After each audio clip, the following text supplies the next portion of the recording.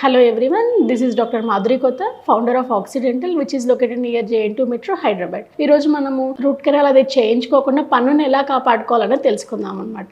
అసలు root canal దాకా రావాలి అంటే ఏమి పంటి డ్యామేజ్ అవుతుంది, అది రాకుండా మనం ఏం జాగ్రత్తలు తీసుకోవాలి, ఎలా సింపుల్ జాగ్రత్తల వల్ల మనం రూట్ కెనాల్ అవాయిడ్ చేయొచ్చని తెలుసుకుందాము. నేను చెప్పినట్టు పంటికి 3 లేయర్స్ ఉంటాయి: ఎనామిల్, డెంటిన్ అండ్ పల్ప్. పల్ప్ని మీకు వాడుక భాషలో అర్థం కావడానికి నరాలు అంటాం, పంటి యొక్క నరాలు అంటాం అనమాట.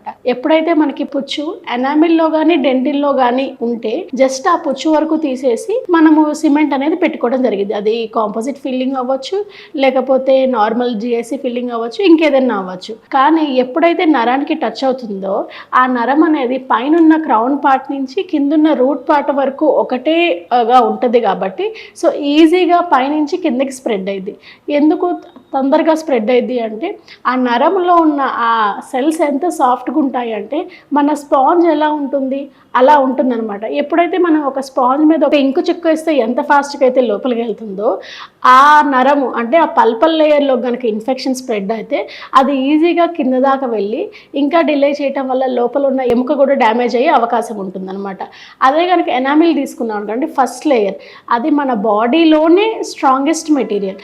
దానికి కనుక ఇన్ఫెక్షన్ కనుక అంటే పుచ్చు కనుక స్టార్ట్ అయితే మనకి ఈజీగా 3 to 6 months ఛాన్స్ ఉంటుంది.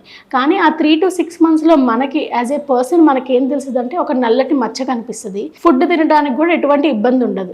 ఆ 3 to 6 monthsలో మనం గమనించి వస్తే చాలా సింపుల్ ట్రీట్మెంట్, 5 to 10 minutes ట్రీట్మెంట్లో మనకి తక్కువ డబ్బులు ఖర్చుతో కూడా అయిపోతుంది. సెకండ్ థింగ్, ఆ 6 months 3 to 6 months ఆగే వరకు కూడా మనం వదిలేస్తే తర్వాత డెంటిన్ లేయర్లోకి వెళ్ళిపోతుంది.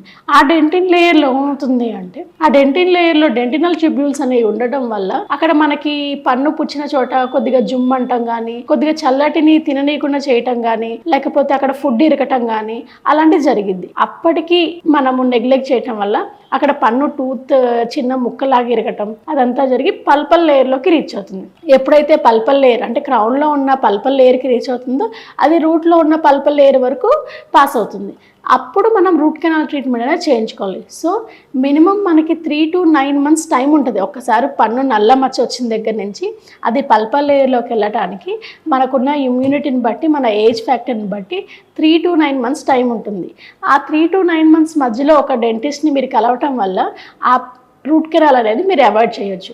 దీని గురించి ఇంకేదన్నా ఫర్దర్ డీటెయిల్స్ కావాలి, లేదు మీకు కొద్దిగా సెన్సిటివిటీగా ఉంది అన్నప్పుడు దాని గురించి ఏమైనా డీటెయిల్స్ కావాలంటే మా ఆక్సిడెంటల్ని కాంటాక్ట్ అవ్వచ్చు.